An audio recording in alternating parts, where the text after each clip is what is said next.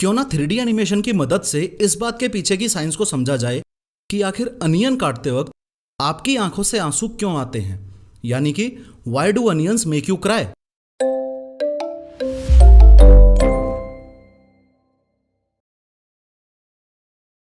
Onion के पीछे की साइंस को समझने के लिए सबसे पहले हमें दो छोटे छोटे कॉन्सेप्ट समझने होंगे।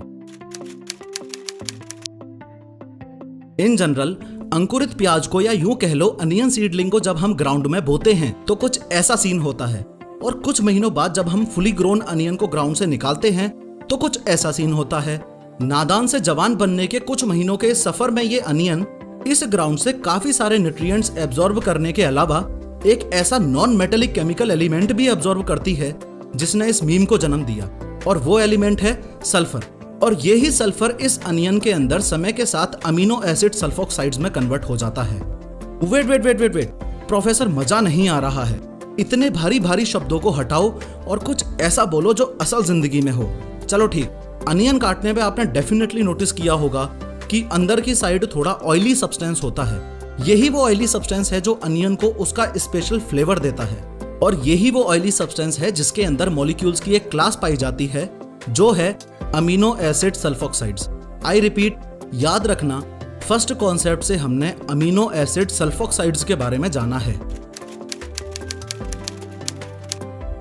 ग्राउंड से निकलकर अनियन आपके हाथ में आते ही, जैसे ही आपने अनियन को कट किया तो रियल वर्ल्ड में आपको जो दिखा वो ये कि इस नाइफ ने इस अनियन को कट किया।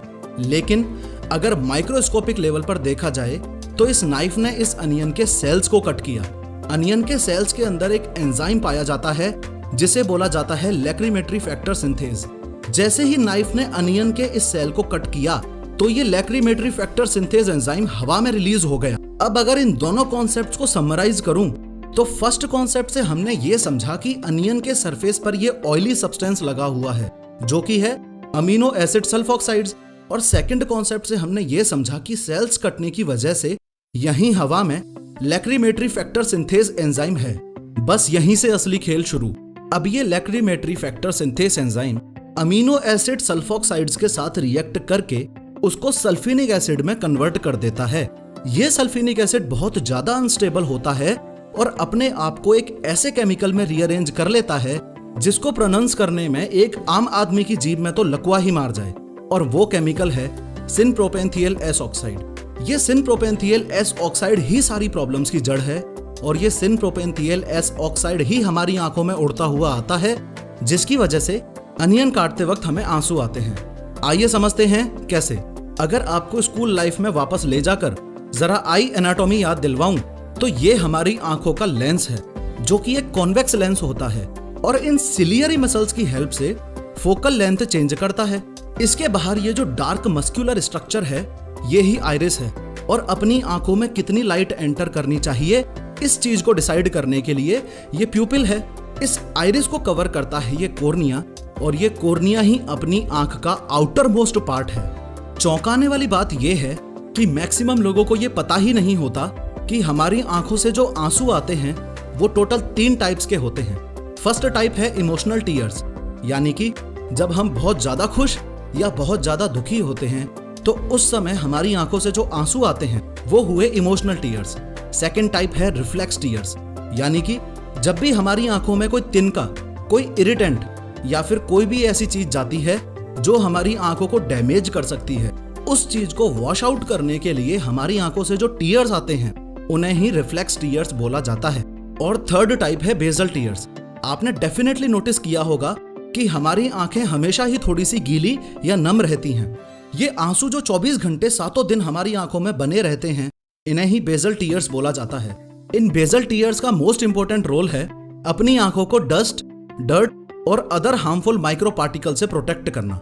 अब बात प्रोटेक्शन की चल ही गई है तो आपको बता दूं कि जब भी आप वीक पासवर्ड वाले वाईफाई से या पब्लिक वाईफाई से कनेक्ट करके अपने स्मार्टफोन या लैपटॉप में इंटरनेट यूज करते वक्त कोई भी वेबसाइट एक्सेस करते हैं तो ये वेबसाइट एक्सेस करने की रिक्वेस्ट आपके आईएसपी के पास जाती है।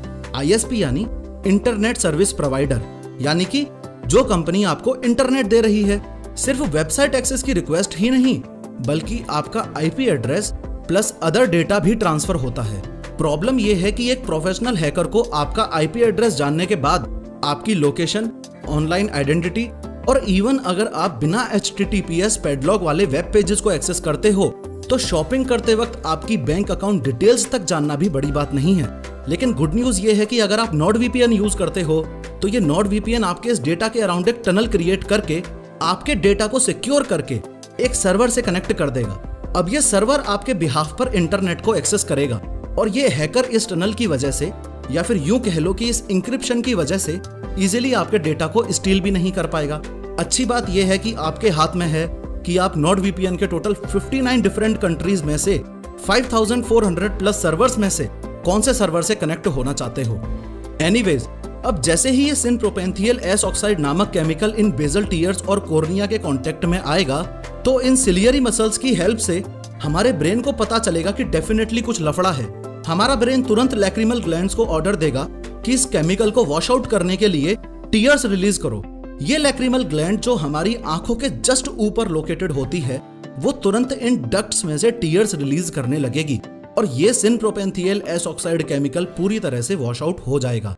अगर इस पूरे टॉपिक को एक लाइन में सम अप करूं तो ये कहना बिल्कुल गलत नहीं होगा कि अनियन काटते वक्त उसमें से निकलने वाले केमिकल से हमारी आंखों को बचाने के लिए ही हमें अनियन काटने पे आंसू आते हैं। साइंटिस्ट का ये मानना है कि जानवरों और कीटनाशकों से खुद को बचाने के लिए अनियन के अंदर ये केमिकल्स होते हैं। बात सेफ्टी की चली तो अनियन ने खुद का इंतजाम तो कर लिया। इसी प्रकार हाईली इंपॉर्टेंट है कि इंटरनेट फ्रॉड से खुद को बचाने के लिए आप भी अपना इंतजाम करो और as soon as possible nordvpn.com/POH पर जाकर अभी की अभी POH कूपन कोड अप्लाई करके NordVPN के 2 ईयर प्लान पर ह्यूज डिस्काउंट पाओ और शुरू के 1 महीने के लिए तो NordVPN एकदम फ्री में यूज करो।